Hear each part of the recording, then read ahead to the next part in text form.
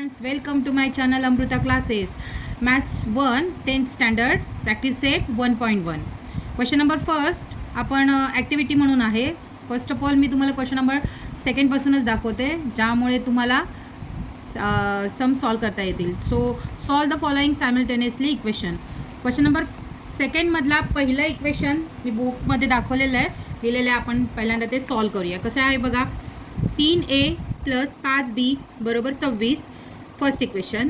a plus 5b is equal to 22 second equation.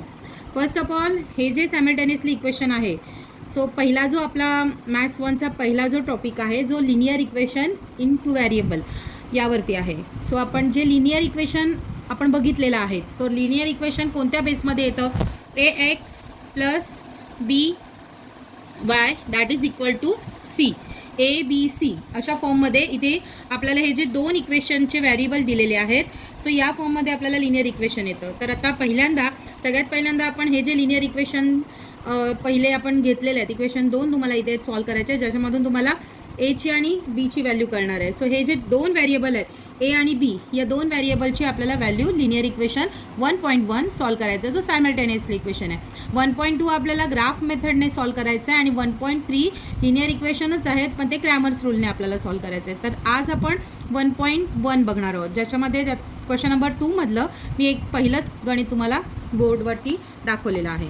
So 3a plus 5b that is equal to 26 first equation. a plus 5b is equal to 22 second equation. Equation solve करताना सगळ्यात पहिल्यांदा आपल्याला काय बघायचं आहे, तर variable, कोणताही एक व्हेरिएबल आपल्याला इक्वल करायचं आहे. इथे 3a आहे आणि सेकंड इक्वेशनला फक्त a आहे.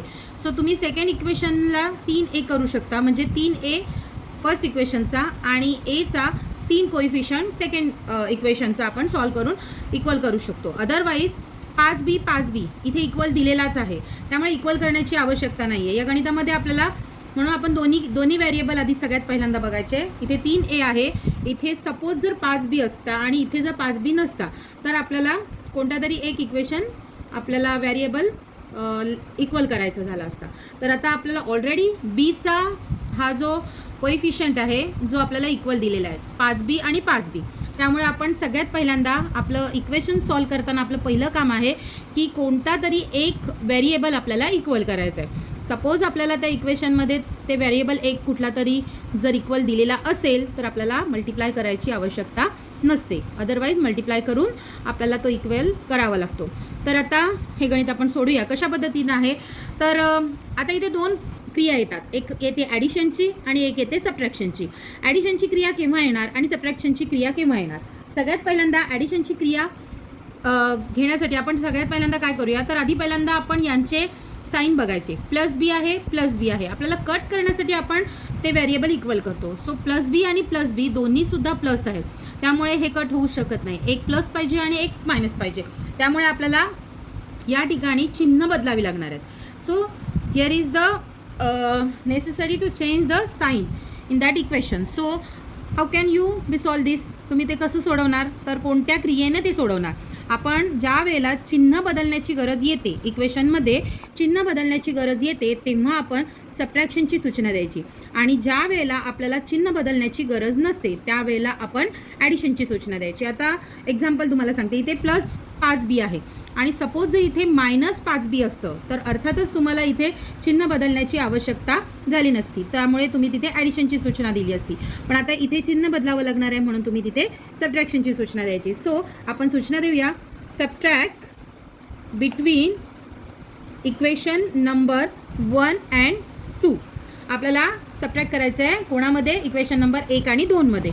सो आपण सगळ्यात पहिल्यांदा इक्वेशन लिहून घेऊया. 3a 5b बरोबर 26 आणि a प्लस 5b बरोबर 22. सबट्रॅक्शनची सूचना दिल्यामुळे आपल्याला साईन चेंज करावं लागतं, आणि जो तुमचा सेकंड इक्वेशन असतो, म्हणजे जो सेकंड म्हणजे लास्टचा जो इक्वेशन असतो, त्याच्या प्रत्येक पदाच्या किमती आपल्याला अपोजिट करायच्या. जसं की इथे a पॉझिटिव्ह आहे, त्याला तुम्ही निगेटिव्ह करा. प्लस 5b आहे, त्याला तुम्ही मायनस 5b करा. आणि इथे पॉझिटिव्ह 22 आहे, ज्याला निगेटिव्ह 22 करा. सो आता आन्सर आपल्याला काढायचं आहे 26 minus 22. So answer is the 4. Plus minus आपल्याला कट करायचं आहे, आणि 3a minus a that is equal to 2a. So एची व्हॅल्यू किती होणार आहे? 4/2. सो 2 2 जा 4. एची व्हॅल्यू झाली तुमची 2 अशा पद्धतीने आपल्याला ए मिळाला. सो ए हा व्हेरिएबल मिळाला आहे. आता आपल्याला दुसरा व्हेरिएबल सॉल्व करायचा आहे, दुसरा व्हेरिएबल फाइंड आउट करायचं आहे. त्यासाठी आपल्याला जेव्हा आपल्याला एक व्हेरिएबल मिळतो तेव्हा सबस्टिट्यूशन ही सूचना वापरायची आहे. आपल्याला सबस्टिट्यूट करायचं आहे. सबस्टिट्यूटचा मिनिंग होतो किंमत घालणे, आणि ती किंमत आपण कोणत्याही इक्वेशनमध्ये घालू शकतो. सो सबस्टिट्यूट आपल्याला जी एका व्हेरिएबलची कुठल्याही असं काही नेसेसरी नसतं की एचीच पहिला यायला पाहिजे, बीचीही येऊ शकते. सो आता इथे आपल्याला एची व्हॅल्यू आलेली आहे आणि ती आपण सबस्टिट्यूट कोणत्या इक्वेशनमध्ये करूया, तर इन इक्वेशन नंबर 1. मी आता 1मध्ये घेतलं आहे, तुम्ही सेकंडमध्ये सुद्धा घेऊन हे गणित सॉल्व करू शकता. आपल्याला आन्सर येण्या कारण आहे आपण कोणत्याही इक्वेशनमध्ये ती सबस्टिट्यूट करू शकतो. कुठल्याही इक्वेशनमध्ये जरी सबस्टिट्यूट केलं तरी आपला आन्सर सेम येतं. So 5b is equal to 26. 3 2 जा 6. 5b is equal to 26. 5b is equal to 26 minus 6. 5b is equal to 26 मधून 6 गेले, that is equal to 20. So बीची व्हॅल्यू 20 डिवायडेड बाय 5. 5 4 जा 20. सो बीची व्हॅल्यू आली 4. सो या गणितामध्ये आपल्याला एची आणि बीची व्हॅल्यू आपण फाइंड केली आहे. सो जसं आता आपण हे पहिलं इक्वेशन 1.1मध्ये क्वेश्चन नंबर 2चं पहिलं इक्वेशन आता जसं मी सॉल्व केलं, सेम आपल्याला दुसरं इक्वेशन बघायचं आहे. सो दुसरं इक्वेशन बघूया. ओके, सेकंड आपल्याला या ठिकाणी एक्झाम्पल सॉल्व करायचं आहे. x + 7y is equal to 10 आणि 3x - 2y is equal to 7. या सममध्ये आपल्याला एक्सची व्हॅल्यू या ठिकाणी इक्वल करायची आहे, कारण की इथे आपल्याला जसं मगाशी आपण बघितलं की बी ही व्हॅल्यू इक्वल होती 5b 5b, तसं इथे कोणतीही व्हॅल्यू इक्वल नाही आहे. त्यामुळे आपल्याला मल्टिप्लाय करून ती इक्वल करावी लागणार आहे. सपोज जर असती तर आपल्याला मल्टिप्लिकेशनची गरज लागली नसती, पण आता इथे मल्टिप्लिकेशनची गरज आहे आणि ती म्हणजे इक्वेशन नंबर फर्स्टला. जसं की इथे इक्वेशन नंबर 2मध्ये एक्सची व्हॅल्यू 3 आहे, तसंच आपण इक्वेशन नंबर 1मध्ये एक्सची व्हॅल्यू 3 करूया आणि त्याच्यासाठी मल्टिप्लाय करायचं आहे. सो मल्टिप्लाय कितीने करायचं आहे, बाय 3. कोणाला, तर इक्वेशन नंबर 1ला. सो ज्याला मल्टिप्लाय करायचं आहे तो नंबर बाहेर, आणि ज्या इक्वेशनला करायचं आहे ते इक्वेशन आपल्याला पूर्ण इक्वेशनला ते लिहायचं आहे मल्टिप्लाय करून. सो 7 3 जा 21, दॅट इज इक्वल टू 30. 10 3 जा 30. आता हे जे नवीन इक्वेशन आलं आहे त्याला नंबर टाका, इक्वेशन नंबर 3. आता फर्स्ट इक्वेशनकडे आपल्याला बघायचं नाही आहे, फक्त क्रिया सेकंड आणि थर्डमध्ये करायचे. सेकंड इक्वेशनचं आपण पहिली काम काय केलं, तर व्हेरिएबल इक्वल केला. 3x 3x. आता त्याचं चिन्ह बघायचं. व्हेरिएबलचं चिन्ह पॉझिटिव्ह आहे, सो आपल्याला चिन्ह बदलावी लागणार. सो बदलण्यासाठी मग अशी सांगितल्यानुसार सबट्रॅक्ट बिटवीन इक्वेशन नंबर 2 आणि इक्वेशन नंबर 3. 2 आणि 3मध्ये आपल्याला काय करायचं आहे, सबट्रॅक्शन करायचं आहे. सो 3x मायनस जे मोठं इक्वेशन आहे ते आपण आधी लिहूया, म्हणजे आपल्याला चिन्हांची गडबड होत नाही. सो 3x - 2y बरोबर 7. या ठिकाणी सबट्रॅक्ट केलं आहे म्हणजे आपल्याला चिन्ह बदलावी लागणार. हे कट झाला, प्लस आणि प्लस 23y आणि 30मधून 27 गेले, इथे पण 23. सो वायची किंमत 23 डिवायडेड बाय 23. वायची किंमत आली 1. आता वायची किंमत ही जी 1 आहे ही आपण सबस्टिट्यूट करूया. Substitute y is equal to 1 कशामध्ये करतोय, in equation number first. Okay, so x + 7y कोणत्याही इक्वेशनमध्ये तुम्ही टाकू शकता, पण मी आता 1मध्ये टाकलेली आहे. सो x + 7 मल्टिप्लाय जी वायची किंमत आहे ती 1 घेतली, इज इक्वल टू 7. x + 7 1 जा 7 इज इक्वल टू 10. सो एक्सची व्हॅल्यू आली 7 - 3. ओके, एक्सची व्हॅल्यू किती आली, 3. अशा पद्धतीने आपण सेकंड गणित हे कंप्लीट केलेलं आहे. ओके, आपण आता 3 4 आणि 5 या ठिकाणी आपण ही गणितं नाही घेतलेत, कारण की तुम्ही ती सॉल्व करायची आहेत.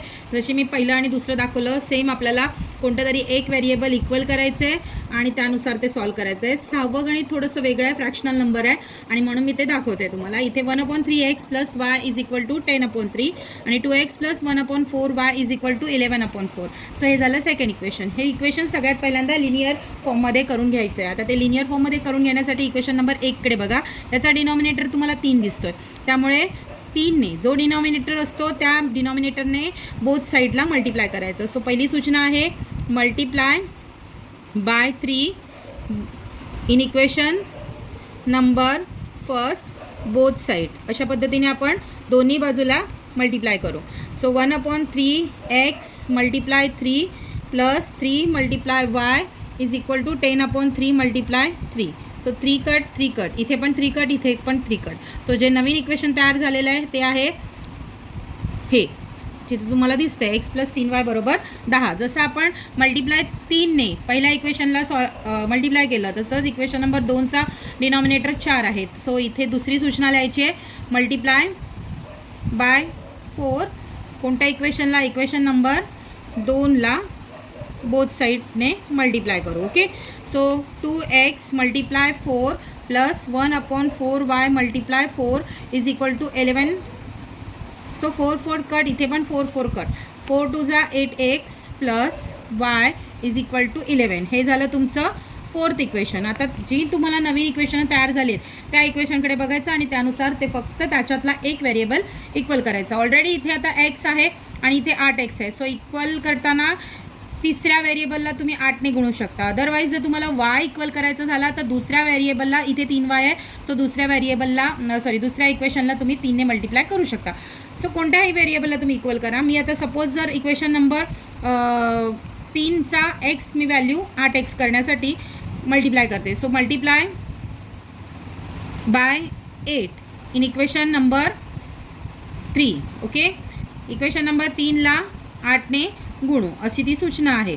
सो 8x प्लस 8 3 24y बरोबर 8. 10 8 जा 80 अशी ही आपल्याला नवीन इक्वेशन आलं. आता चौथ्या आणि पाचव्या इक्वेशनकडे बघा. आता तिसरीकडे बघायचं नाही, तिसऱ्या इक्वेशनकडे बघायचं नाही. सो 8x पॉझिटिव्ह आहे, इकडे पण 8x पॉझिटिव्ह आहे. सूचना आपण कोणती देतोय? सबट्रॅक्टची. So subtract equation number 4 and equation number 5. Equation number 4 आणि 5 मध्ये मोठा इक्वेशन आहे 5. सो तो पहिल्यांदा आधी लिहायचा आहे.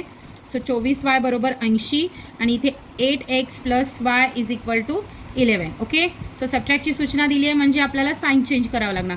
पॉझिटिव्ह निगेटिव्ह निघून गेले. Plus minus minus 24 minus 1 so that is equal to 23y is equal to 18 minus 1. किती येणार आहे? तर 80 आणि हे किती आहे? 60 माझ्या होते 69. ओके, सो पॉझिटिव्ह साईन आहे. सो वायची व्हॅल्यू 69 डिवायडेड बाय 23. 23 जा 69. सो वायची व्हॅल्यू आपली किती आली आहे? 3 आली आहे. सो ही व्हॅल्यू आपल्याला फक्त सबस्टिट्यूट करायची आहे. y इज इक्वल टू 3 ही सबस्टिट्यूट करूया इक्वेशन नंबर 4मध्ये. इक्वेशन नंबर 4 आता तुमच्या इथे मांडलेलं आहे बुकमध्ये. 8x plus y is equal to 4. जिथे y आहे तिथे आपल्याला व्हॅल्यू 3 टाकायची. सो 8x प्लस 3 बरोबर 11. सो 8xची व्हॅल्यू किती आली? 11 वजा 3. सो 8xची किंमत येते 11तून 3 मायनस झालेले आहेत 8. सो एक्सची व्हॅल्यू 8 डिवायडेड बाय 8. ओके, एक्सची व्हॅल्यू आली 1. अशा पद्धतीने आपण हे गणित सॉल्व केलेलं आहे. सो अजून आता मला 7वं आणि 8वं थोडंसं वेगळं आहे त्याच्यामुळे एक गणित मी 7वं दाखवणार आहे. 8वं तुम्ही त्याच पद्धतीने सॉल्व करायचं आहे. ओके, 7वं आता आपल्याला सॉल्व करायचं आहे. 7वं गणित मी सांगितल्यानुसार थोडंसं वेगळं काय आहे तर या ठिकाणी बघा पहिलं इक्वेशन तुम्हाला दिलं आहे 99x plus 101y 499 and 101x 99y and 501. या सममध्ये इंटरचेंजिंग नंबर आहे ज्याला अंकांची अदलाबदल म्हणतात. जिथे की एक्सची व्हेरिएबल ज्या पहिल्या इक्वेशनला दिली आहे तीच किंमत तुम्हाला दुसऱ्या व्हेरिएबलच्या वायला दिसणार आहे आणि जी पहिल्या इक्वेशनच्या वायला जी किंमत आहे ती दुसऱ्या इक्वेशनच्या एक्सला दिसणार. अशा वेळेला जेव्हा अशा पद्धतीने गणितामध्ये आपल्याला एक्स आणि वायच्या किमती दिल्या जातात त्याला इंटरचेंजिंग नंबर असे म्हणतात. तर या अशी गणितं जर तुम्हाला आली तर आपण ती कशी सॉल्व करायची आहे तर दोन्हीही आपल्याला या इक्वेशनमध्ये दोन्हीही क्रिया कराव्या लागणार आहे. ॲडिशनची पण करायची आणि सबट्रॅक्शनची पण करायची. सो आधी सगळ्यात पहिल्यांदा आपण ॲडिशनची क्रिया करूया आणि तिसरं नवीन सम त्याच्यापासून इक्वेशन तयार करूया आणि मग सबट्रॅक्शनची क्रिया करून चौथं इक्वेशन त्यामधून तयार करूया. आता ते कसं करायचं बघा. ॲड म्हणून सूचना देतो आहे. ॲडिशन बिटवीन इक्वेशन नंबर 1 आणि 2. ओके, सो सगळ्यात पहिल्यांदा ॲडिशन करतो आहे. So 99x plus 101y 499 101x plus 99y is equal to 501. Addition करताना आपल्याला साईन चेंज करावं लागत नाही. जसं आहे तसं आपल्याला सॉल्व करायचं आहे. सो इथे 200y प्लस 200x या सगळ्या अंकांना आपल्याला 200ने भाग जातो. 200xला 200 200yला 200 आणि 1000ला सुद्धा 200ने डिवाईड होतं. सो सूचना आपण देतो आहे. हे सगळं का करायचं? इतका मोठा आपल्याला इक्वेशन नको आहे. सो डिवाईड करून तो इक्वेशन लहान करायचं आहे. So divide by 200 both side अशी सूचना द्या आणि डिवाईड करा. x plus y is equal to 5 अशा पद्धतीने आपल्याला हे थर्ड इक्वेशन मिळालं आहे ॲडिशन करून. आता तसंच सबट्रॅक्शन ही सूचना द्यायची आहे. सबट्रॅक्ट बिटवीन इक्वेशन नंबर 1 आणि 2. आता सबट्रॅक्शनची सूचना देताना मात्र आपल्याला जो मोठा इक्वेशन आहे तो वरती लिहा, म्हणजे चिन्हांची आपल्याला गडबड होत नाही. अदरवाईज तुम्हाला जर जमत असतील प्लस मायनस साईनची गणितं पटकन जमत असतील तर जसं आहे तशी तुम्ही केलीत तरी चालेल. सो सबट्रॅक्ट करताना आपण साईन चेंज करतो आहे सेकंड इक्वेशनचं. सो 501 मधून 499 राहिले किती 2. मोठ्या संख्येला चिन्ह पॉझिटिव्ह आहे, सो पॉझिटिव्ह दिलं. प्लस मायनस या ठिकाणी मायनस हे मोठ्या संख्येचं साईन आपण इथे दिलेलं आहे आणि इथे आले 2y आणि इथे येत आहे 2x. या सगळ्या नंबरला 2ने डिवाइड होत आहे, त्यामुळे पुढची सूचना आपण देतो आहे divide by 2. Divide by 2 both side. या साईनने आपण बोथ साईडने डिवाइड करतो आहे. सो डिवाइड केल्यानंतर तिथे येतं x minus y that is equal to 1. हे झालं तुमचं चौथं इक्वेशन. ओके, तर तिसरं equation x plus y is equal to 5 आणि x minus y is equal to 1 असं हे चौथं इक्वेशन. या दोन्ही इक्वेशन आता मी समोर मांडते. x plus y is equal to 5 हे तुमचं चौथं इक्वेशन तयार झालं आहे आणि x minus y is equal to 1 हे तुमचं हे तिसरं इक्वेशन आणि हे चौथं इक्वेशन आहे. या दोन्ही इक्वेशनमध्ये क्रिया करताना सगळ्यात पहिल्यांदा व्हेरिएबल दोन्ही इक्वल आहेत, पण साईनकडे बघायचं आहे. इथे प्लस वाय आहेत, इथे मायनस वाय, त्यामुळे सूचना देताना तुम्ही कोणती देणार आहात या इक्वेशनमध्ये ॲडिशनची द्यायची. ॲड इक्वेशन नंबर 3 आणि 4, कारण की साईन चेंज करावं लागत नाही आहे. हा प्लस वाय मायनस वाय निघून जातो आहे. एक्स आणि एक्स 2x, 5 आणि 1 6.